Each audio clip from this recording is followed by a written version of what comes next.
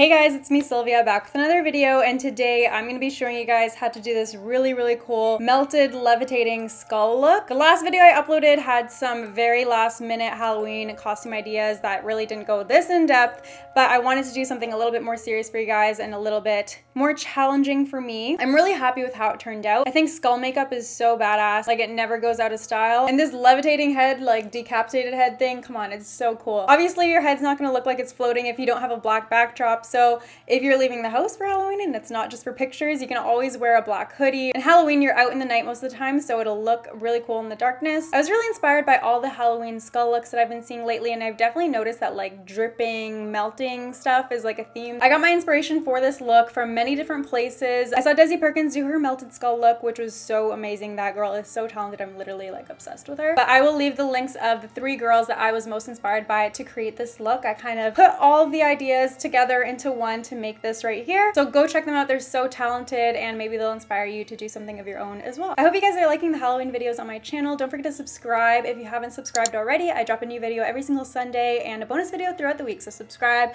if you're not subscribed. And without further ado, let's get to the video.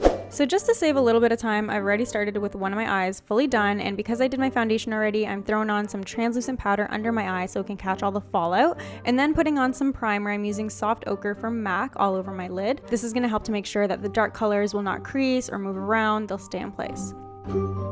Then I'm going in with Blanc Type from MAC. It's a very light beige whitish shadow, and I'm applying that right along my brow bone and a little bit on my lid just to set the primer and also make it easier for the other shadows to blend out into. Then I'm taking this really light orangey brown shade from the Morphe 350 palette, and I'm applying that all along my crease and taking it up above my brow to kind of look like we're furrowing our brows at all times. So I'm just slowly building the shadow and making sure that it's really nice and blended. And you can actually furrow your brows in real life if you want kind of like a guideline of where to place the shadow. So that's what I was doing here, and it'll look a little more realistic that way. Then I'm just using a black eye pencil as a base to the black eyeshadow, so then that way it looks more jet black when we go in with the eyeshadow afterwards. And I'm placing this all over my mobile lid and also on my waterline. So now that we have a black base, we can go in with the black eyeshadow. I'm using Carbon from MAC, and I'm just going to apply that all over my lid on top of what we just put on there. But I'm going to blend it up and outwards towards my crease and mostly focus it on the inner corner of my eye socket towards the beginning of my brow. Now just to help blend out the black and make it look a little more smoky, I'm using a darker, cooler tone brown. This is called Brun from MAC, and I'm applying that right in between the black eyeshadow and the light brown eyeshadow with my blending brush, just buffing back and forth to make sure that there's more of a flawless blend between the 2 colors. I'm also going to use that eyeshadow to add a little bit more detail to the furrowing of our brows and just add a little bit of shading. So now it's time to work on our under eyes, and I'm just going to dust off that translucent powder. And just to keep up with the smokiness underneath our eyes, you'll have to do the exact same pattern that we did on our actual lid. So take a black eye pencil, put that closest to your lash line, and then blend it out with a black eyeshadow. Then I'm going to take that same brown eyeshadow that we used in our crease, and I'm going to apply that like right where you have bags, right up to that cheekbone. You can kind of feel with your finger where that bone starts if you want a little bit more guidance. And again, you're going to want to blend the 2 colors together with a darker brown, and I'm going to place that right in between the 2 shadows to give more of a flawless blend and make our eye look a little bit more skull-like. After that, you're done with your eyeshadows. You can go ahead and put on your mascara. I'm using Too Faced Better Than Sex mascara, and then I'm going to apply some lashes. This part is optional, but it does make your eye look a little bit more dramatic. I'm putting number 48 lashes on from MAC. These are very wispy and very dramatic and very long, and I just thought they were perfect for this really dark, smoky eye look. I apply that same black eyeshadow over top of the lash line to hide the lash glue, and that's it for the eyes, you guys. Moving on to the rest of the face. I'm using that same light brown eyeshadow that we used on our eyes to contour the rest of my face because I want it to match the hollows of our eyes, and so our skull looks a little bit more uniformed. So I'm just applying that eyeshadow in the hollows of my cheek and also along my temple in a little circle motion. This is really important in achieving that skull-like look, and also along my jawline to make it look a little bit more defined, just like a skeleton. I also applied a little bit on my nose to act as a guideline when we draw our skeleton nose on.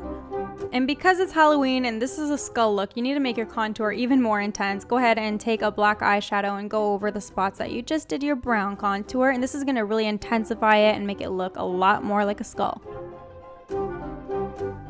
Now for the more detailed parts of the face, I'm taking a white pencil to trace out the nose and also the teeth. The teeth are really just like an upside down triangle, almost like a Hershey shape. So doing this first is going to really help to avoid making more mistakes because it's very easy to just wipe off and redraw if you make a mistake. So you're going to want to elongate your smile line and then just match the teeth up from the top and the bottom and make them a little bit smaller as you go outwards. After you're done tracing, you're ready for the big guns. I'm using my Tarte eyeliner pen. I absolutely love this pen because it's so jet black. The moment you put it on your skin, you don't have to work to get the product out. And I'm just going over all of the white part that we just did and just slowly tracing out each tooth one by one, really taking my time with it so, you know, there's as little mistakes as possible. And then I also decided to add a little bit more black in the center of my lips. I wanted it to look like the skull had its mouth open when my mouth was closed. You can just keep it a straight line if you like, totally up to you.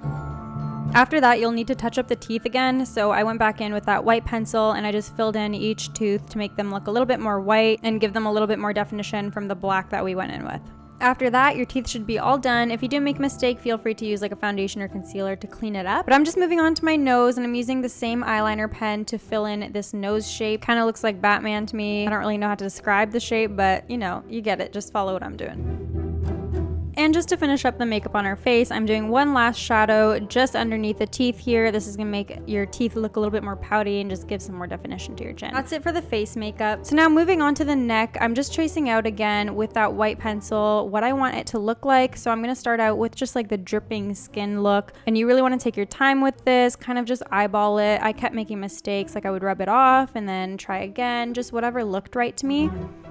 So basically all you need to draw is like the dripping skin and then also the bottom of the neck where it looks like it's cut off. So that's what that bottom line is there, and I'm just continuing to draw some drips, you know, differing in length, differing in width, and even making some of them look like they've already dripped off.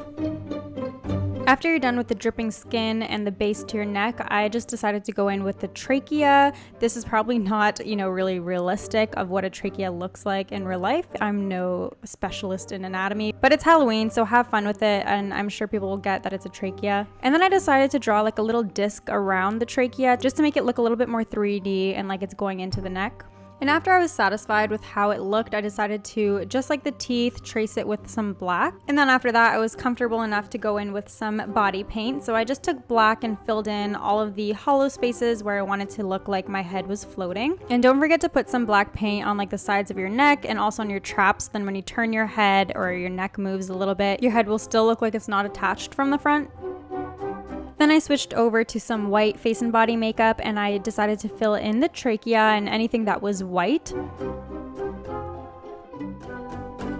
After that, I switched over to some red face and body paint and I decided to fill in that little disc so it looked more like the inside of your neck. And then all that's left to do after that is some detailing. If you want, you can do some highlighting. I decided to trace around the red disc. I keep calling it a red disc. I don't really know what to call it, but just to make it look a little bit more noticeable and separate it from the black. After that, I needed to clean up the paint, so I used Fast Response Cream. You can use any sort of lotion on a Q-tip. So this will just help you clean up the edges of the paint and anywhere that you went over the lines.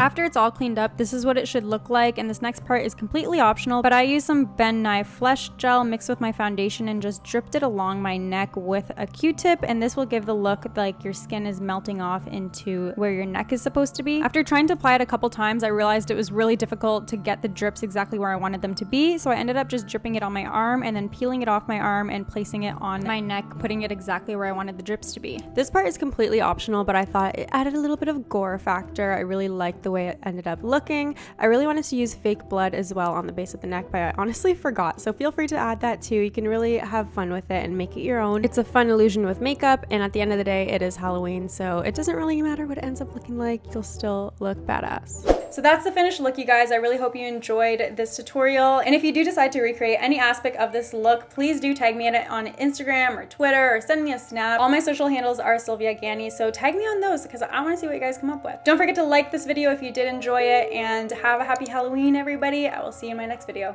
Bye!